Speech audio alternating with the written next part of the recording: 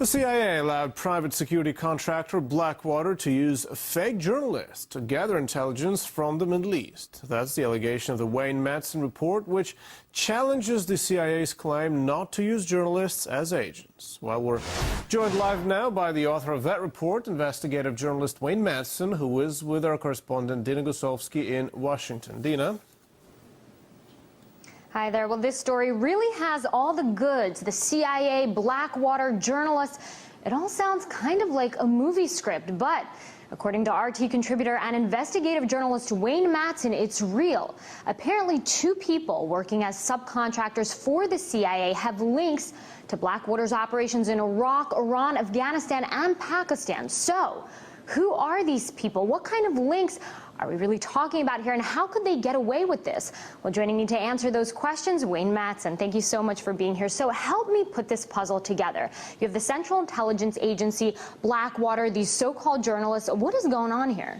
Well, a lot of focus right now is on Blackwater, which received a prime contract to engage in a lot of covert operations around the world, including, now we're told, targeted assassinations, and including the use of foreign mercenaries. Now we know that some of the subcontractors in this operation, two in particular, using phony press credentials from United Press International, which is owned by the cult leader Sung Myung Moon from South Korea, were engaged in this activity.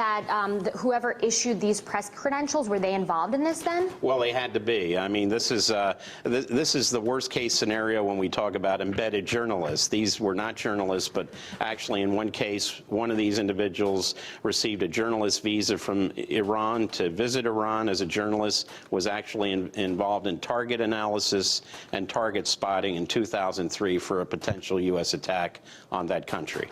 I mean, some people might read this, might hear this report and say, okay, what's the big deal? But here's the thing. The CIA makes it a point, has always made it a point, to say that we do not use journalists as agents. This is not the first time, probably not the last time, that the CIA is going to come under fire. How are they going to respond to this? Well, they're going to deny. They'll use their pat answer. We can neither confirm nor deny any of these operations, but it has been their policy, although we know in the past some journalists have been used for intelligence operations. But overall, it puts journalists in a very bad position of being looked at as potential agents. That puts every journalist operating in any part of the world in jeopardy of being called a U.S. spy. Now, you also wrote that you learned that a Blackwater security operative actually infiltrated the presidential campaigns of Mike Gravel and Ron Paul. Talk about that a little bit, because I think that that's something completely new that a lot of people haven't heard about. One Blackwater employee who was armed with loaded weapons, had infiltrated the campaigns as a security person, was present at the presidential debates featuring two protected candidates by the Secret Service, Hillary Clinton and Barack Obama, but also the Republican presidential debates where John McCain, Mitt Romney were there. So this, when confronted with this, the Secret Service said, look, security personnel hired by private campaigns are their business. They didn't seem to be at all concerned about this individual, who was also flying on commercial flights with loaded weapons with permission. So you're saying that the Secret Service also kind of was involved in this, or was given the go-ahead to say this is okay? Obviously, there was a wink and a nod to have this particular individual who had a pass with Blackwater to be present at these presidential debates, where there were a host of people, including current President Obama, was present with his Secret Service protection. All this stuff coming out of about Blackwater, now known as Z, what is the future of this company? I mean, how many more stories do we have to read to say, okay, look, maybe this isn't such a good idea?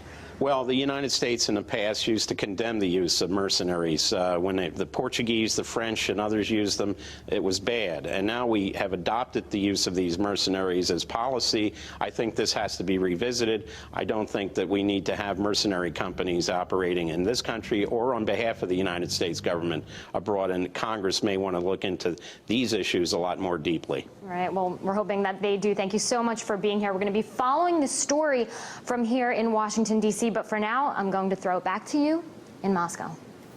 Well, thank you very much, Dina. That was RT's Dina Gusovsky.